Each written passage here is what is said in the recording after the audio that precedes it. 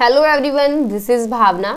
आप सभी का स्वागत है कॉलेज विद भावना में। तो कैसे हैं सभी? आई होप आप सब अच्छे होंगे, थोड़ी बहुत पढ़ाई भी कर रहे होंगे, है ना। तो करते रहिए, थोड़ा बहुत पढ़ने में कुछ जाता नहीं है और साइड बाय साइड आपकी तैयारी हो जाएगी और आपको पता भी नहीं चलेगा, ठीक है। और क्लासेस ज़्यादा लंबी भी नहीं होती हैं। तो मैं यही पूछ रही थी आप लोगों से कि क्लासेस इतनी ही रखूँ या फिर थोड़ा सा टाइम बढ़ा दूँ। तो किसी का कोई मैसेज नहीं आया, सिर्फ एक ही लर्नर का मैसेज आया है, क्या नाम है, राम निवास करके कुछ है, कि मैडम थोड़ा सा टाइम बढ़ाइए। तो देखो, मैं तो बढ़ा दूंगी, लेकिन आप लोगों का रेस्पॉन्स आना चाहिए। पूरी वीडियो अगर आप देखते हैं तो अच्छी बात है, अगर नहीं देखते हैं फिर टाइम बढ़ाने का कोई फ़ायदा नहीं है, ठीक है। तो आज की जो क्लास होगी, जब ये क्लास ख़त्म हो जाएगी तो उसके बाद आपको कमेंट सेक्शन में बताना है कि क्लास थोड़ी सी बड़ी कर दूँ या इतनी ही रहने दूँ, ठीक है। अपने कंफर्ट के हिसाब से बताना है, ठीक है। और अपना फीडबैक भी देना कि आपको कैसी लगी है, ठीक है। तो बात कर लेते हैं थोड़ी सी आगे। अगर आप यूपी टेट की तैयारी कर रहे हैं तो सब्सक्राइब कर सकते हैं, जो मेरा फर्स्ट चैनल है लेट्स क्रैक, ठीक है। बाकी अगर आप बीएड के हैं तो आप सब्सक्राइब कर ही लेंगे कॉलेज विद भावना को। और एक और इन्फॉर्मेशन आपको देनी थी। पहले मैं सोच रही थी कि व्हाट्सएप ग्रुप बनाऊं, लेकिन व्हाट्सएप ग्रुप का क्या है, एक नेगेटिव फीडबैक है कि जो बच्चा लेट ज्वाइन करेगा उसे पीछे का मटेरियल नहीं दिखेगा, ठीक है। तो इसलिए फिर मैंने टेलीग्राम ही बना दिया है। तो मैं आप लोगों को सभी को उसका लिंक दे दूंगी, आप लोग वहाँ ज्वाइन कर लेना। आज सारी पीडीएफ अपलोड कर दूंगी जो अब तक मैंने कराया है, ठीक है। जो भी मैं कराती जाऊंगी वहाँ अपलोड कर दूंगी, ठीक है। और इसी फॉर्म में होगा, पीडीएफ फॉर्म में, कोई भी हैंड रिटन नोट्स नहीं है। और हैंड रिटन नोट्स तो अगर आप खुद ही बनाएंगे तो ही बेटर रहेगा, भाई दूसरे के लिखे हुए तुम्हें क्या समझ आएंगे, है ना। और हैंड रिटन नोट्स कैसे बनाते हैं, सब शॉर्ट फॉर्म में तो बनाते हैं, तो आप लोगों को समझ भी नहीं आएंगे। ये कम से कम थोड़ा सा डिटेल में तो है, अगर आप पढ़ेंगे भी तो आपको समझ आएगा। और अगर आपने बुक भी नहीं ली है और यहाँ से पढ़ रहे हैं तो भी आपको अच्छे से क्लियर हो जाएगा, ठीक है। तो ये बात हुई।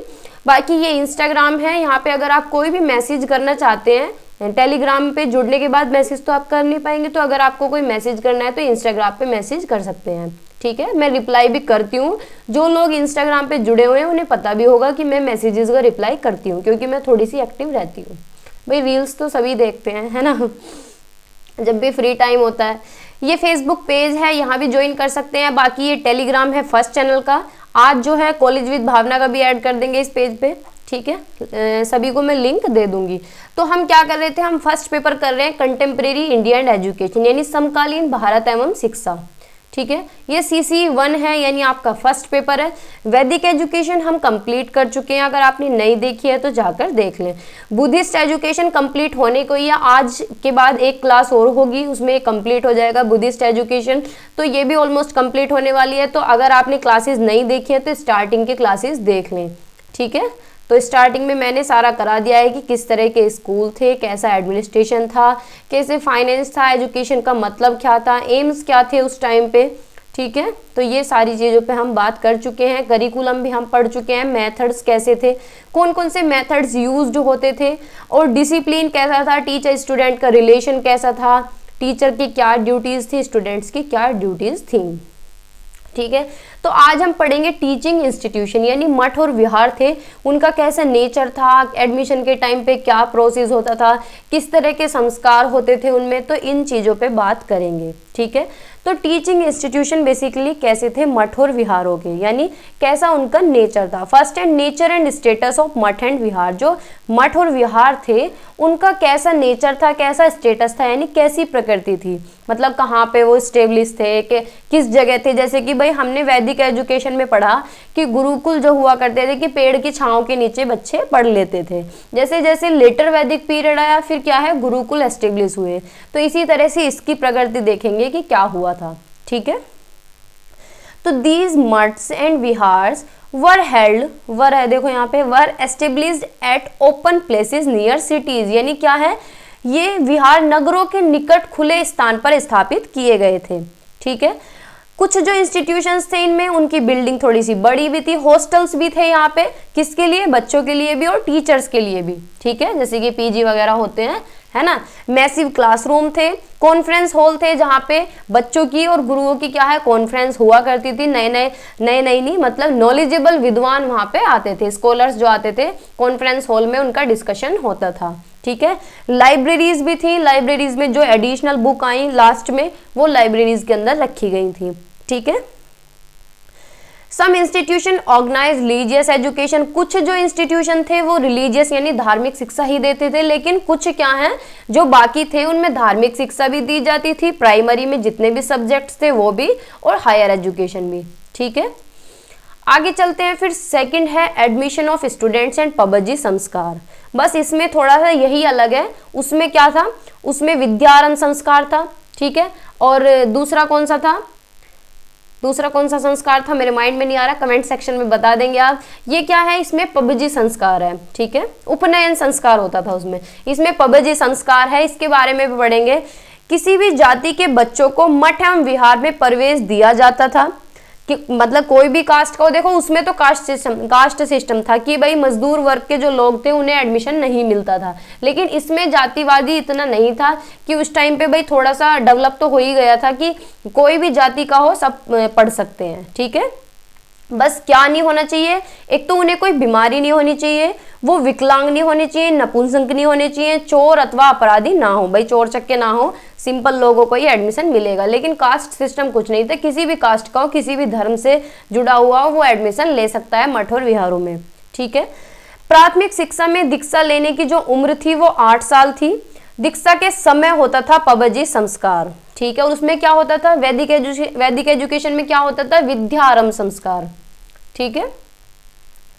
पबज्जा का अर्थ है बाहर जाना, यानी चूंकि बाहर जाने का मतलब है कि भाई घर से बाहर ही तो जाएंगे पढ़ने में, जैसे कि आप हॉस्टल में पढ़ने जा रहे हैं तो वो आपका पबज्जा संस्कार है, यानी आप क्या है बाहर जा रहे हैं, ठीक है।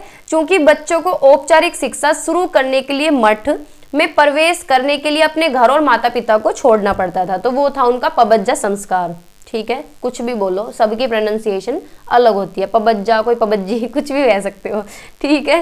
भाई उन्हें फॉर्मल एजुकेशन के लिए बाहर जाना पड़ता था अपने घर वालों को छोड़ के, ठीक है। इसलिए प्रवेश के समय आयोजित दीक्षा समारोह को पबज्जा संस्कार कहा जाता था, ठीक है। क्लियर है ना। आगे चलते हैं फिर क्या होता था इसमें, प्रोसेस क्या था पबज्जा संस्कार में, कि सबसे पहले क्या है बच्चे का सिर मुंडवाया जाता था, यानी उसे गंजा किया जाता था, फिर उसे पीले वस्त्र पहनाए गए और उसके हाथ में एक डंडा दिया गया, ठीक है। इसके बाद क्या हुआ, उसे भिक्षु के सामने उपस्थित किया, यानी जो उनका गुरु था, ठीक है, उसके उन्होंने पैर छुए और उसके सामने बैठ गए। और भिक्षु ने बच्चे को 3 शपथ दिलाई कि जोर जोर से दोहराओ, 3 शपथ, जैसे कि मोमडंस में वो क्या बोलते हैं उसे, 3 तलाक, ये सब था ना, कि जोर जोर से दोहराओ, ठीक है। ये 3 शपथ क्या है, शरणत्रयी कहा जाता था इन्हें, ठीक है।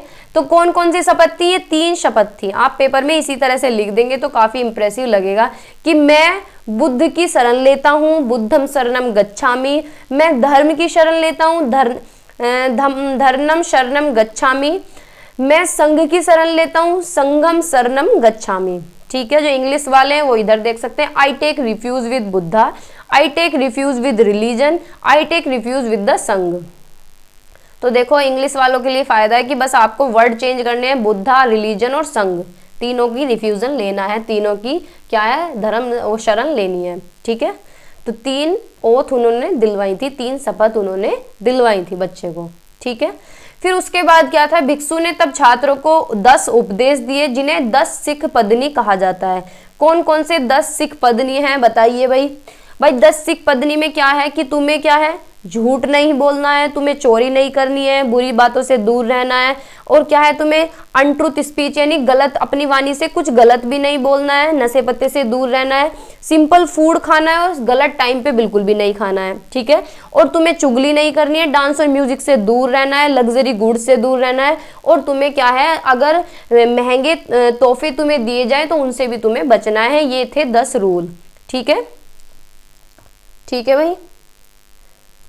फिर क्या है, इन 10 सलाहों का पालन करने का संकल्प लिया गया, तब उन्हें मठ में भर्ती कराया गया और श्रमण या सामनेर कहा जाने लगा। फिर उन्हें क्या बोला गया, सामनेर, सामनेर यानी स्टूडेंट्स को बोला जाता था, ठीक है भाई।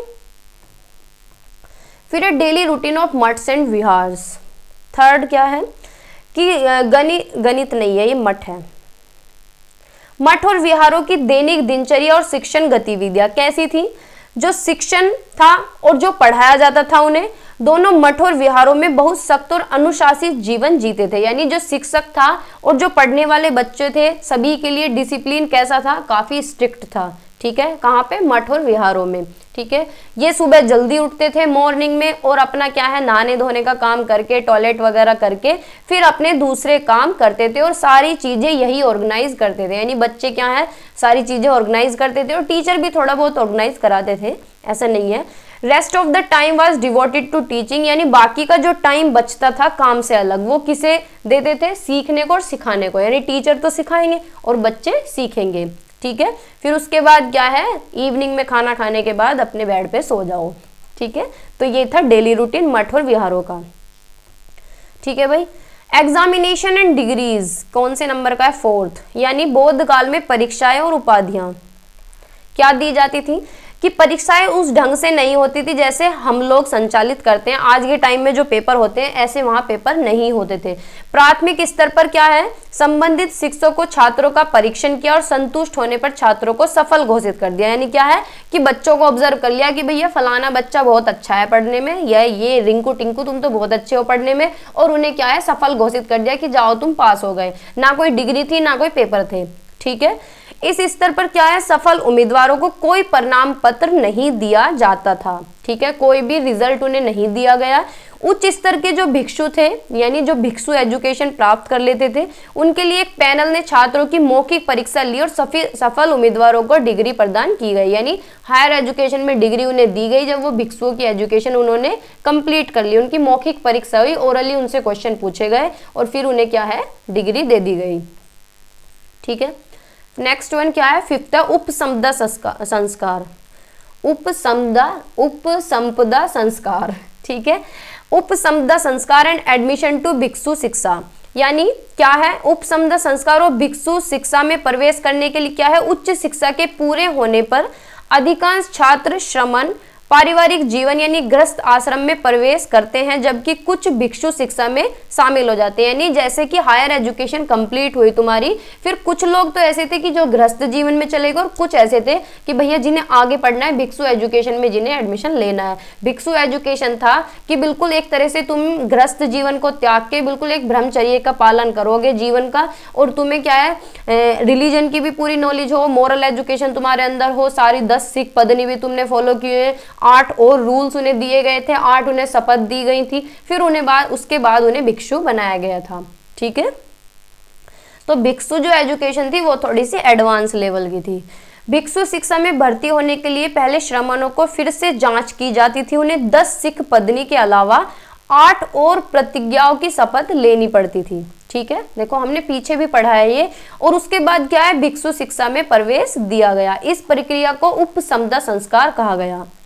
ठीक है, इसी को ही बोला गया उपसंपदा संस्कार।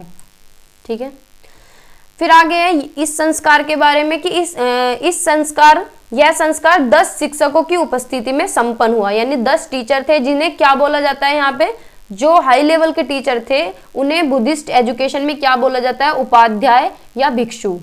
ठीक है, संभावित जो उम्मीदवार थे वो भिक्षु वस्त्र पहने, उन्होंने धातु का बर्तन लिया, कमंडल और चीवर से अपने कंधे पर पकड़े हुए पहना, और 10 भिक्षुओं के एक पैनल के सामने उपस्थित हुए। यानी उन्हें क्या है, धातु का कमंडल नहीं होता जैसे महाराज वगैरह रखते हैं, कमंडल ले लिया, बर्तन ले लिया, और पीले पीले वस्त्र पहन लिए। ठीक है, और उन्हें सभी के सामने उपस्थित किया, उन्हें बधाई दी और हाथ जोड़कर बैठ गए। एक भिक्षु ने संगी के पैनल से परिचय कराया, अन्य भिक्षु ने अभ्यर्थियों से प्रश्न पूछे, और सफल होने पर क्या है, श्रमण को 8 शपथ लेनी पड़ती थी। कौन कौन सी 8 शपथ थी वो बताओ भाई, है कौन कौन सी 8 शपथ थी, कि तुम्हें झूठ नहीं बोलना है, गलत नहीं बोलना है, चोरी नहीं करनी है, अहिंसा का पालन करना है, तुम्हें किसी की चुगली नहीं करनी है, सिंपल खाना खाना है। तो यही 8 शपथ उनके जीवन की थी। ठीक है, आफ्टर टेकिंग दीज 8 ओथ्स, यानी 8 शपथ लेने के बाद सरवन को क्या है, एडमिशन दिया जाता था भिक्षु एजुकेशन में।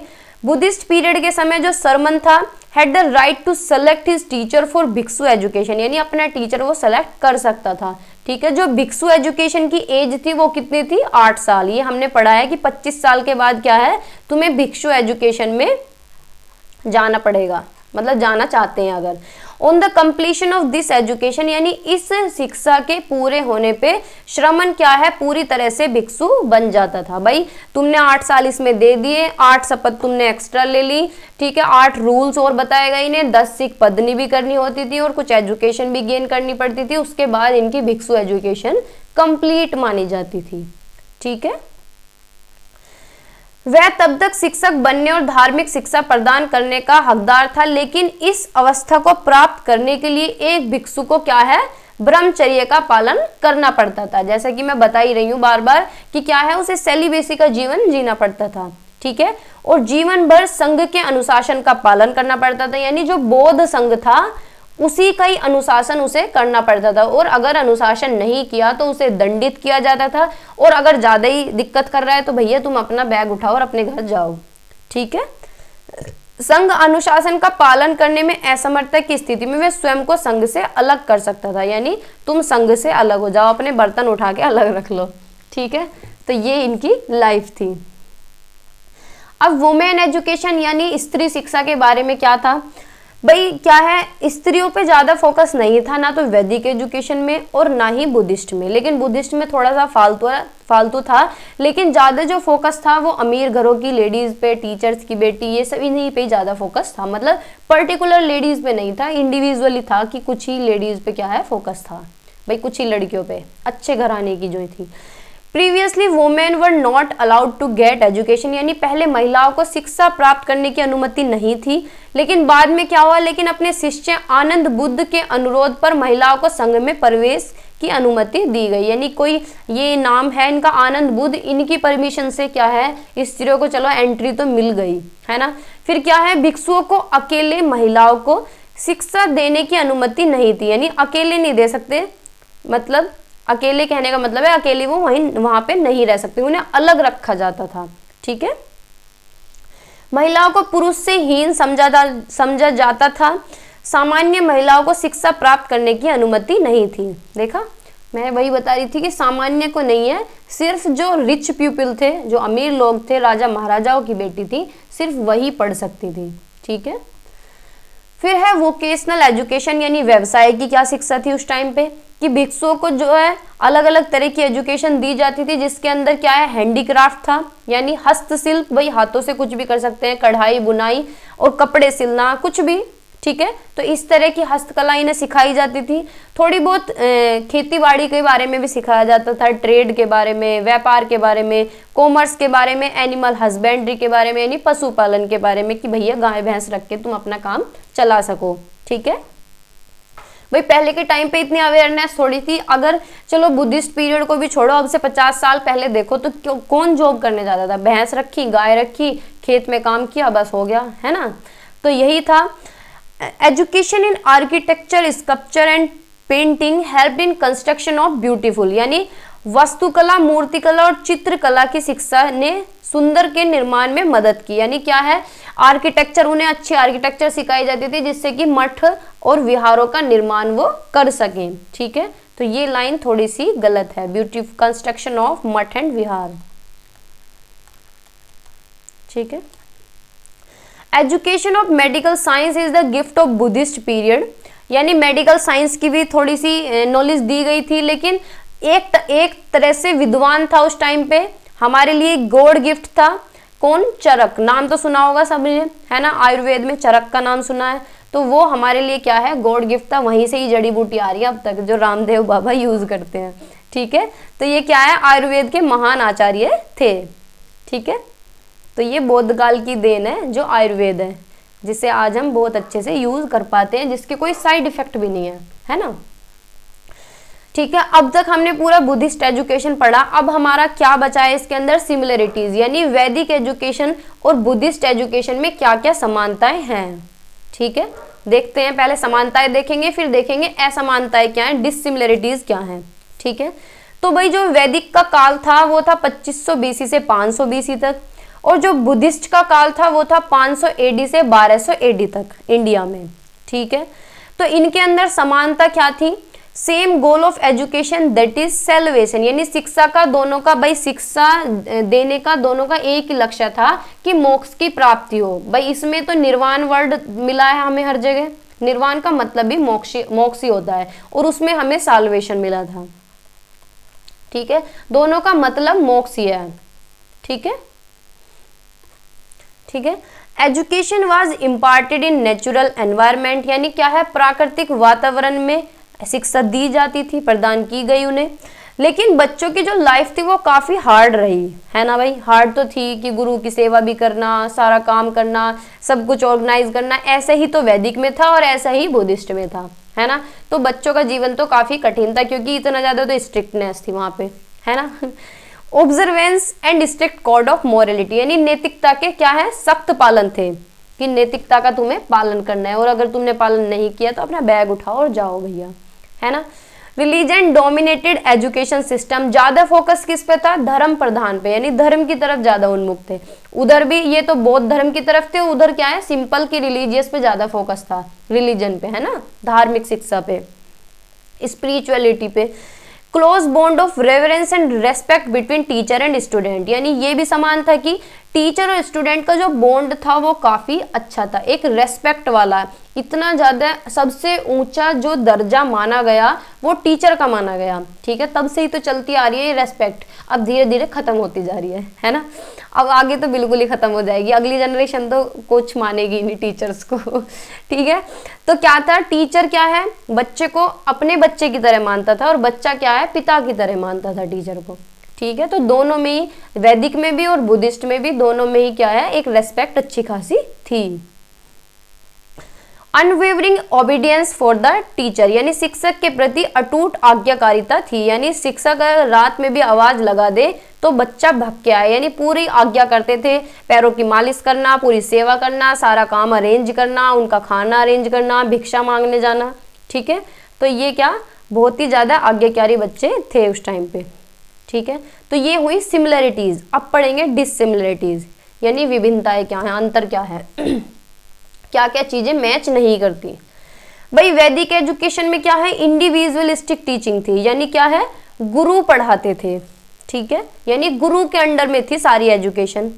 ठीक है, गुरु बताते थे।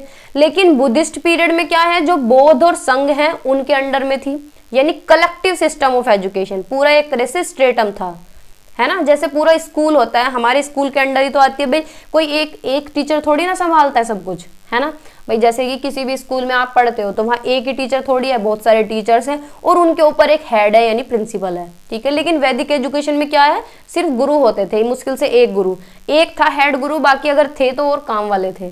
ठीक है, एजुकेशन वाज इम्पार्टेड इन गुरुकुल, यानी इसमें क्या है, गुरुकुल में शिक्षा दी जाती थी, और इसमें मठ और विहारों में। ठीक है भाई, गुरुकुल में क्या है, पेड़ के नीचे भी पढ़ा सकते थे, लेकिन इनमें क्या है, एक एस्टेब्लिश था, पूरे मठ और विहार बने हुए थे। ठीक है, पुअर फंडेड सिस्टम था, यानी क्या है, सोर्स ऑफ इनकम ऐसा कुछ था नहीं, बस गुरु क्या है, ऐसे ही बिना पैसे के, बिना उसके पढ़ा रहे थे, ऐसे ही ज्ञान दे रहे थे, पेड़ के नीचे बैठ गए। और जो थोड़ा बहुत दान दिया जाता था वो राजा महाराजा दे सकते थे। और क्या है, थोड़ा बहुत जो दान आता था वो किस में आता था कि क्या, बच्चे जैसे एजुकेशन कंप्लीट की बच्चे ने तो क्या है, दक्षिणा के रूप में कुछ दे के चला गया, बस यही था।